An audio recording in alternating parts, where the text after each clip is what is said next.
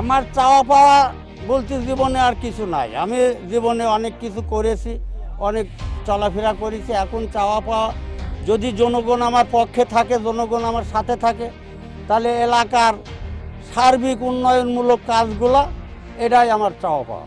আমার নিজের ব্যক্তিগত কোনো চাওয়া পাওয়া নাই, এটা কোনো দিনও নাই। দাঁড়াইছে 7 জনা, সবারই এখন যোগ্যতা। এখন এর ভিতরে আমাদের দল যাক দেয়, তার নির্বাচন করবে, তার এবং তার নির্বাচন সাধারণ। অবশ্যই সে একজন জনপ্রতিনিধি এবং 2বারের মেম্বার প্রার্থী ছিলেন, মানে মেম্বার ছিলেন এবং পরবর্তীতে ছিলেন। অবশ্যই জনপ্রতিনিধি হিসেবে তার একটা গ্রহণযোগ্যতা অবশ্যই একটা থাকে। সুদ ঘুষ খাওয়ার ধার ধারে না, কোনো ইস্যুটা না বিচারের বিরুদ্ধে থাকে। আপনার পক্ষে ইস্যুটা না বিচার করে এইটার অপশন থাকে না, এই জন্য মূল্য পায় না। হ্যাঁ, এখন তো দেশ আগে সুদ করে ঘুষ করে। এই যে আমি একটা ফকির নিচ্ছি, গরু মোষ পিটি খাই, হ্যাঁ, আমাকেও ঘুষ খাওয়াতে পারবেন না, 4 না পয়সা ঘুষ খাওয়াতে পারবেন না। ডেট তারিখ ঘোষণা হয়নি, তো হয়তো সরকারিভাবে যেদিনকে যে ডেট বা যে তারিখ দেয়, আমার আশা বা ইচ্ছা আছে যে আগামী চেয়ারম্যান নির্বাচনে বিএনপি দলীয় প্রার্থী হিসাবে প্রত্যাশী।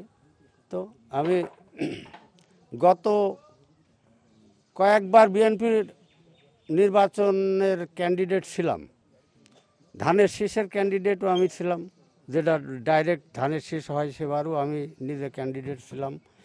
তো সেই হিসাবে আমার জানা মতে আমার এলাকায় আমার প্রভাব বা জনগণের সঙ্গে অনেক চলাফেরা, ব্যবহার, আচার আচরণা, এগুলা আমি অনেকটাই আর কি সঠিকভাবে চলাফেরা করি, যে কারণে আগামী দিনে যদি আমি নির্বাচনে ক্যান্ডিডেট দলীয়ভাবে হই বা হতে পারি, তাহলে এলাকার জনগণকে সঙ্গে নিয়ে এলাকার যে সমস্ত, আমাদের এলাকা অত্যন্ত অবহেলিত এলাকা, এই অত্র এলাকার জনগণকে সঙ্গে নিয়ে যে সমস্ত রাস্তাঘাট, স্কুল, কলেজ, ব্রিজ, কালভার্ট, মসজিদ, গোরস্থান বা মক্তব, এই সমস্ত উন্নয়নমূলক কর্মকাণ্ডগুলা বা এলাকার শান্তি শৃঙ্খলা বজায় রেখে আইন কানুন মেনে জনগণ যদি আমার পক্ষে থাকে, তো দেশে কোনো এলাকায় কোনো ফেতনা ফ্যাসাদ বা কারোর সাথে কেউ দ্বিধাদ্বন্দ্বে, এই জিনিসগুলোর পক্ষে থেকে আমি অনেকটা বিরত রাখতে পারবো, এই আমি আশা করি।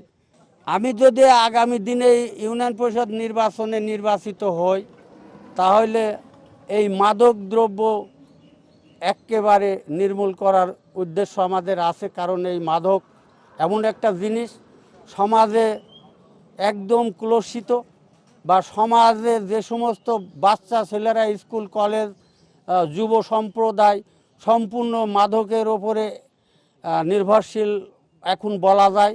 তো আমরা এগুলা আজ কয়েক দিন ধরে মিটিং করছি, গতকালকেও আমাদের একটা মিটিং ছিল, আপনার সরকারি প্রশাসনও ছিল আমাদের সঙ্গে, আমাদের দলীয় নেতা রাকিব রফ চৌধুরী সাহেবও ছিলেন।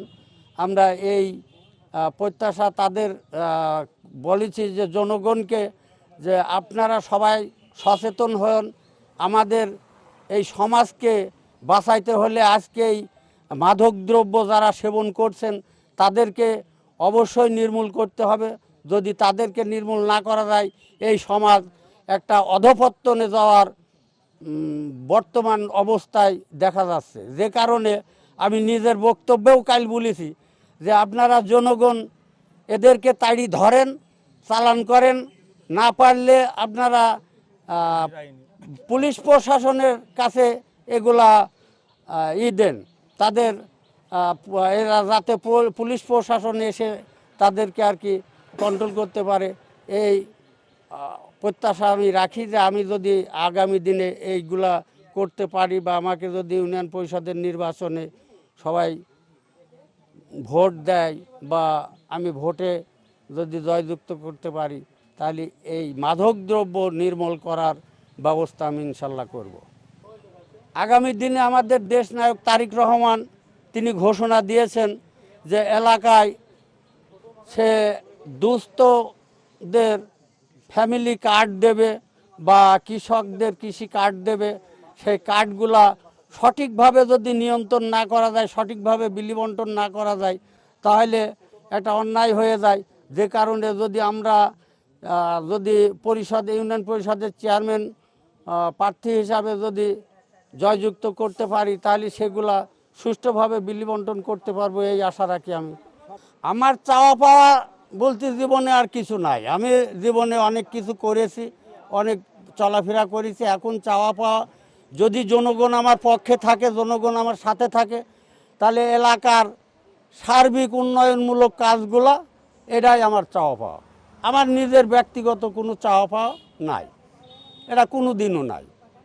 আর আগামী দিনে নির্বাচনে যদি আমাদের আমলা ইউনিয়নে একের অধিক কোনো ক্যান্ডিডেট থেকে থাকে, সেই ক্যান্ডিডেট আমাদের দলীয় নেতৃবৃন্দ আছেন, উপজেলা কমিটি, জেলা কমিটি বা আমাদের যে সমস্ত নেতৃবৃন্দ, তারা তাদের সিদ্ধান্ত মোতাবেক যদি আমাকে তারা প্রার্থী হিসাবে ঘোষণা দেয়, আমি নির্বাচন করব। বা ইউনিয়ন পরিষদের নির্বাচন, এটা অত্যন্ত গুরুত্বপূর্ণ নির্বাচন। অন্য কারুকেও যদি দেয়, আমাকে না দিয়ে, আমি তার সঙ্গে নির্বাচন করব, এটা আশা রাখি। আমি কোনো বিদ্রোহী ক্যান্ডিডেট নির্বাচন করব না। দাঁড়াইছে 7 জনা, সবারই এখন যোগ্যতা, এখন এর ভিতরে আমাদের দল যাক দেয় তার নির্বাচন করবে, তার এবং তার নির্বাচনের সাথে আমি থাকবো গ্রাম ওয়ার্ড হিসাবে। উনি একজন ভালো মানুষ এবং বিএনপির একনিষ্ঠ কর্মী, এবং অনেক দিন থেকে বিএনপির সঙ্গে তিনি জড়িত আছেন, এটা বলে আমি জানি। আর শুনছিলাম ওনার পোস্টার এবং ফেস্টন দেখছিলাম রাস্তায় সবকিছু, এবং সম্ভাবনা প্রার্থী হিসেবে তাকে যদি দল মনে করে তাহলে দিতে পারে আর কি। হ্যাঁ, অবশ্যই সে একজন জনপ্রতিনিধি এবং 2বারের মেম্বার ছিলেন এবং পরবর্তীতে ছিলেন। অবশ্যই জনপ্রতিনিধি হিসেবে তার একটা গ্রহণযোগ্যতা অবশ্যই একটা থাকে। না, ভালোই চলতে ফিরতে ভালোই। আগে রাজনীতি আগেতেই করতুল, ঠিকাদারি করতুল, কন্ট্রাক্টারি করতুল, যোগ্য মূল্য দিচ্ছে না, তার মানুষ ভালো, কোনো সুদ কর না, ঘুষ কর না, কোনো কিছু না, সব দিক থেকে ভালো। হ্যাঁ, চেয়ারম্যান প্রার্থী, এর আগে মেম্বার ছিল, মেম্বারের তখন চেয়ারম্যান প্রার্থী, বিএনপির দল করে। আমরাও বিএনপির দল করি, তখন বিএনপির মূল্য হয়ে গেছে, শুনবেন, বিএনপির মূল্য হয়ে গেছে। এর আগে যারা কেস খাওয়া বিএনপি, তার কোনো বিএনপির মূল্য নেই।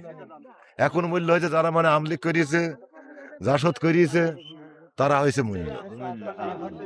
এইটুকুই জানি আমি। সুদ ঘুষ খাওয়া ধারে না, কোন ইস্যুটা না বিচারের বিরুদ্ধে থাকে। আপনার পক্ষে ইস্যুটা না বিচার করে এটার অপশন থাকে না, এই জন্য মূল্য পায় না। হ্যাঁ, এখন তো দেশ আগে সুদ করে ঘুষ করে। এই যে আমি একটা ফকির নিচ্ছি, গরু মোষ পিটি খাই, হ্যাঁ, আমাকেও ঘুষ খাওয়াতে পারবেন না, 4 পয়সা ঘুষ খাওয়াতে পারবেন না। ও কয়েন্দ্র পাঠা হোক, যে পাঠায় হোক, এটা আমার বাপের নির্দেশ।